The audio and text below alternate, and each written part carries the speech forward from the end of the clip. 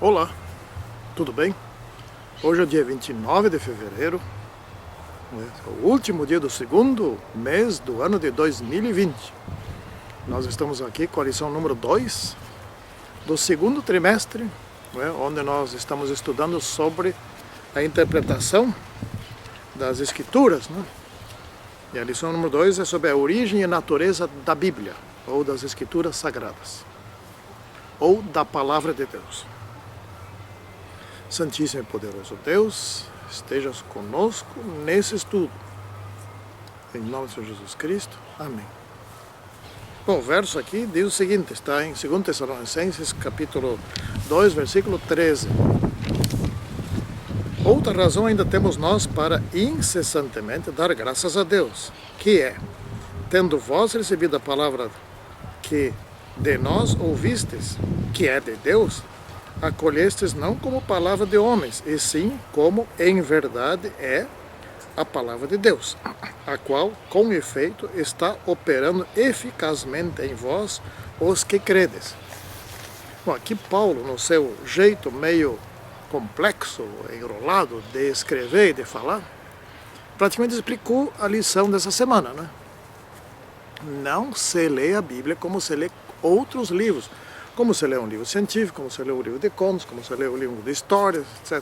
Não se lê a Bíblia assim. Não é? Por exemplo, não se faz campeonato de leitura da Bíblia, para ver quem lê primeiro, ou esse tipo de coisa. A Bíblia não se lê com pressa. A Bíblia não se lê para em quanto tempo se eu consigo ler em um ano, ou em meio ano, ou coisa desse tipo. A Bíblia não se lê para colocar alguma coisa no Guinness Book. Não. A Bíblia se lê para aprender de Deus, para ouvir a Deus. E isso requer algumas coisinhas bem simples, que estão ao alcance de todas as pessoas do mundo. Tem aqui uma visita, não é? Chegando aqui. Um animalzinho nosso. Estou passeando por aqui. Pois bem. Em primeiro lugar, temos que aprender que a Bíblia, ela se revela a nós. Já vamos entender também sobre isso alguma coisa. Mas o que eu quero dizer aqui é de extrema importância, por isso estou destacando aqui logo no início. Se nós colocarmos em prática o pouco que aprendemos na leitura da Bíblia, ela vai nos ensinar algo mais. E se nós colocarmos em prática esse algo mais, ela vai ensinando mais e mais. Sempre que nós praticarmos o que de novo aprendemos. Assim é a Bíblia, né? E ela não se explica pelo seu texto, ela se explica porque o Espírito Santo nos revela as coisas.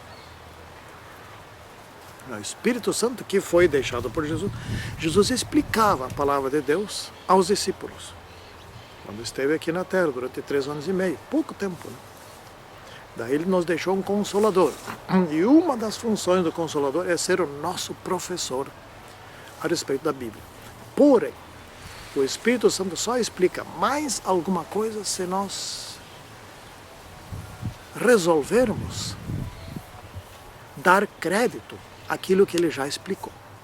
O Espírito Santo pode explicar diretamente por iluminação, né? Iluminar as palavras para que a gente entenda, mas também pode explicar de maneira indireta, por meio de alguém que já estudou, que já foi iluminado, que já aprendeu, e ele nos explica aquilo que ele já sabe, por meio do texto de alguém que explica aquilo que ele já aprendeu, que ele já sabe, por meio de um hino, enfim, de diversas maneiras nós podemos aprender.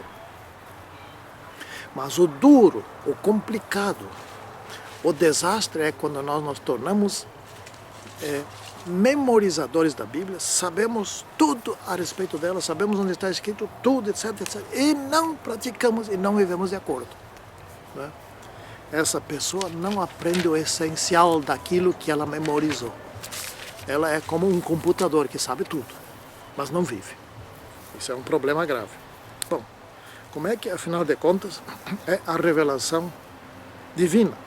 por meio da Bíblia. Né? Bom, a Bíblia tem origem divina. A Bíblia é coerente. Tem 60 escritores, não autores, escritores. Né? Mas tem um autor. Por isso que ela é coerente. O único autor da Bíblia é Deus. Ele inspirou os profetas, lhes comunicou assuntos, conteúdos de duas maneiras, por meio de sonhos e por meio de visões. O sonho, quando o profeta estava dormindo e teve um sonho, mas não era um sonho natural, era um sonho enviado por Deus. E ali ele aprendeu alguma coisa e depois ele escreveu. E visão, o profeta não estava dormindo. Né? Ele recebeu uma comunicação da parte de Deus e na visão, inclusive, o profeta podia falar com Deus, falar com o anjo, se estivesse ali por perto. O profeta ficava de uma forma diferente, ficava possuído pelo poder de Deus. Né? E o profeta muitas vezes nem respirava, mas não morria. Às vezes ficava alheio a tudo que estava ao seu redor. As pessoas ao redor percebiam que a pessoa estava num estado de forma impressionante, né? Mas eles não se comunicavam com o profeta, nem o profeta com eles. Assim, essas são, então, visões, não são sonhos. Né? Então, de duas maneiras, Deus se comunicava, no processo de comunicação. Né? E esse processo de comunicação da parte de Deus ocorre de três jeitos. Né? Pela revelação, que nós já falamos, que é por meio de sonhos e visões, né? Por meio da inspiração, que é a capacidade do profeta de escrever aquilo que ele sonhou ou aquilo que ele teve como visão. E por meio de iluminação, que é a capacidade que todos nós recebemos, que não somos profetas, para entender a palavra de Deus. E essa iluminação, eu já disse, você tem que colocar em prática para poder ter mais luz. Né? A capacidade de nós entendermos a Bíblia e de colocarmos em prática. Mas se a gente for teimoso, né? Então a iluminação cessa e você, se continuar estudando, etc., se aprofundando e assim por diante, vai obter um conhecimento errado sobre a Bíblia, como tem milhões de falsos profetas, falsos pastores, falsos bispos, etc., etc., etc., ensinando coisas erradas ao povo. E o povo gosta porque, enfim, parece que aqui na Terra, quanto mais errado, melhor. Me engana que eu gosto. Né? Aqui na Terra é assim. Né? Bom, para entender a Bíblia, nós devemos ser guiados pelo Espírito Santo, então. Né? É assim que tem que funcionar. A Bíblia tem origem divina, não é uma filosofia. A Bíblia é a verdade, ou seja, ela é a explicação confiável das nossas origens, né? Nós somos criados. É a explicação confiável por que nós estamos passando mal, por que ficamos doentes, por que morremos, por que tem tanto problema aqui, etc. É a explicação confiável de como será o futuro, tanto dos que obedecem a Bíblia quanto dos que desobedecem. Né? Ela é confiável, ela é correta, por isso ela é a verdade. E para dizer bem, ela é a única verdade. Né? Então, é isso que nós devemos ter aqui em mente o tempo todo. Né? Indo adiante aqui, a Bíblia ela foi escrita. Que coisa maravilhosa, andei pesquisando, eu pus ali, não vou detalhar aqui, pus no texto escrito, no comentário escrito. Né? Mas um pouco antes da época de Moisés escrever o livro de Jó, que foi o primeiro livro que ele escreveu, e os 5 livros iniciais da Bíblia, que é o Pentateuco, né? Do Gênesis ao Deuteronômio,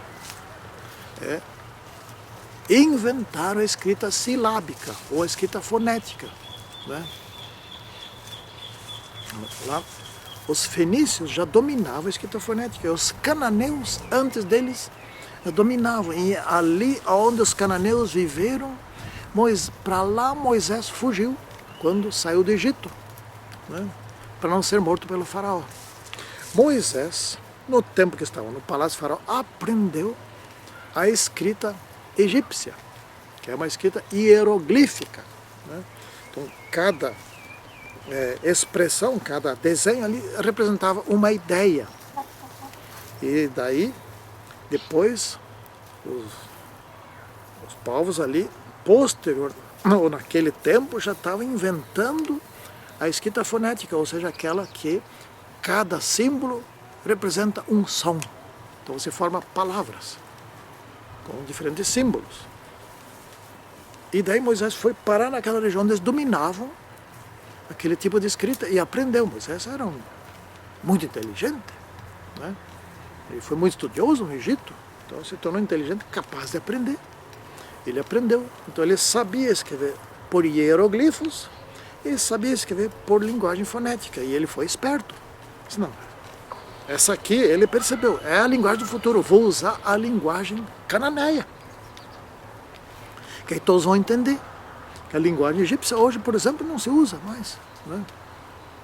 E se ele tivesse escrito na linguagem egípcia, isso se teria perdido, porque só Champollion, bem depois de Jesus Cristo, conseguiu decifrar. Aí os escritos do Pentateuco e do livro de Jó seriam inúteis, nem Jesus poderia usar, nem os apóstolos. E para que serviria isso ao longo desse tempo, até Champollion, né? E vá saber se, de fato, a escrita egípcia era confiável para traduzir as ideias com exatidão necessária, não é? Já a linguagem fonética, a linguagem do português, o inglês, o alemão, o francês, o italiano, etc, etc, etc, não são linguagens perfeitas. Não se comunica ali uma ideia correta, exata, que eu comunico como eu acho que tem que ser e que todos conseguem entender do jeito que eu queria como fosse. Não é assim que funciona, não é? Então tem muitos problemas e Deus teve que usar a linguagem humana. E Moisés escreveu em linguagem humana e os outros autores também. Mesmo assim, com a assistência do Espírito Santo, se descobrem os probleminhas, pequenos problemas na escrita da Bíblia, e se resolve tudo, e tudo fica claro o suficiente para o propósito da Bíblia, que é o plano da salvação. Bom, vamos seguindo aqui. Aqui estamos na parte de quarta-feira. A Bíblia revela a Deus, né? Deus, a Trindade. Então, o Pai, o Filho e o Espírito Santo. Mas a Bíblia se detém muito mais no Filho. Por quê? Simples. Porque por meio do Filho, Deus, a Trindade, criou o mundo, criou o universo, criou o mundo, criou nós, eu, todos, nós aqui, os animais, as plantas, etc, né? As plantas a planta que vocês estão vendo aqui atrás, que é um pé de feijão, né? E ainda não está carregando, vai carregar daqui uns tempos. E Deus, e segunda, porque Jesus Cristo, que foi desafiado por Satanás, que Lúcifer, né, na época, queria que Deus saísse do trono. O trono de Jesus é no meio, se forem ver lá o Apocalipse, né? Tem 3 assentos, e o dele era no meio, do Pai à direita, à esquerda de Jesus, né? O Espírito Santo à direita. E está lá Apocalipse capítulo 5, não me lembro qual é o versículo, mas está ali, né? Jesus assentou-se no meio do trono. Bom, então tem 3, né? 3 assentos. Logo, são 3 também. 3 membros da chamada Trindade. Palavra que não tem na Bíblia, mas que se criou e que está correta. Então, a Bíblia se atém muito mais a Jesus Cristo, também porque ele viveu aqui na Terra, se tornou ser humano. Foi exemplo para nós, nos ensinou uma quantidade grande de coisas. E se tornou nosso Salvador ao ser morto por nós e ressuscitar. Então, a Bíblia tem mais a que revelar. Essa pessoa que é a que mais está vinculada a nós, se tornou como um de nós, se tornou um ser humano. Então nós podemos aprender muito a respeito de Jesus, especialmente nos 4 evangelhos, mas também no Antigo Testamento, onde já vem anunciando a Jesus Cristo, né? Bom, Por último, nós precisamos aprender a entender, nós precisamos entender a Bíblia, compreender a Bíblia pela fé. Mas olha, cuidado para não entender mal o que é fé. Em primeiro lugar, eu diria que tudo o que nós vamos fazer precisa fé. Por exemplo, aqui eu estou fazendo essa gravação, eu tenho certeza que essa filmadora que está aí na minha frente, que não é um celular, é uma filmadora, está fazendo um trabalho correto. Ela vai filmar. Se eu soubesse que ela não ia filmar, nem ia captar as imagens e o som, eu não ia sentar aqui. Eu tenho que ter certeza que vai funcionar. Né? Da manhã, minha esposa e eu vamos fazer uma viagem, vamos tirar umas curtas férias. Né? Eu tenho que ter certeza que a revisão feita no automóvel, né, que está com 70 mil quilômetros, foi o mecânico que fez uma boa revisão correta, etc., que eu não vou me acidentar. Né? Eu tenho que ter certeza também que Deus vai estar conosco, que não vai permitir que outros automóveis de bêbados, sei lá o que, vão bater em nós. Né? Eu tenho que ter um monte de certeza, eu tenho que ter uma quantidade de fé para tudo. Porém, muito mais fé ainda é necessária para entender a Bíblia.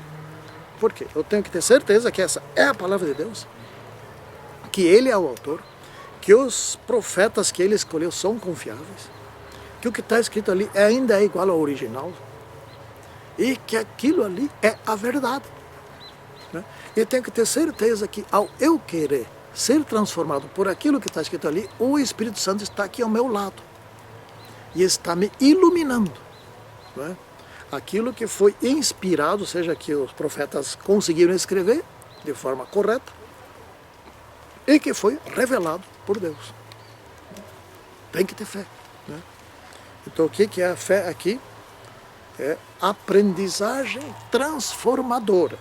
Não adianta eu me tornar PhD ou doutor em Bíblia se eu não quero, com isso, benefícios que a Bíblia se propõe de me transformar,